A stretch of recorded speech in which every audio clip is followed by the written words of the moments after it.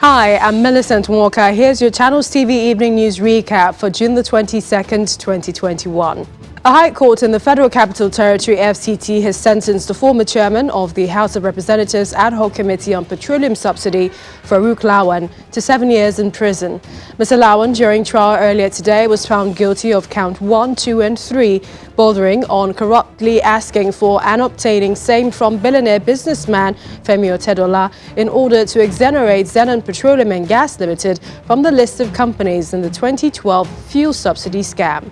President Muhammadu Buhari has approved the composition of the federal government's team to engage with social network Twitter, weeks after the suspension of its operations in Nigeria. This was announced in a statement from the Office of the Minister of Information and Culture, Mr. Lai Mohammed, earlier today. It was also disclosed that Mr. Mohammed will head the team.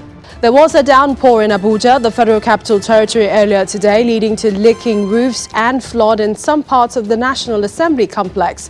Some of the other areas affected were the Senate Press Center, the third and last gate to the premises, as well as the road linking the office of the Secretary to the Government of the Federation to the National Assembly. The incident delayed the sitting of lawmakers who resumed today, June the 22nd, after a week's break to mark the end of their second legislative year.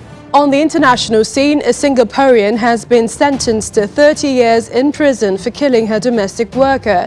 The domestic worker, who was stamped on, strangled, choked, battered with brooms and burnt with an iron, according to court documents, eventually died in July 2016.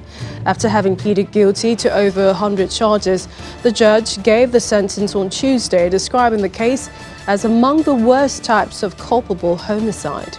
And in sports, the Tigers head coach Mike Brown has commenced preparations for next month's Tokyo Olympic Games with the invitation of 49 players as camp opens in California, the United States.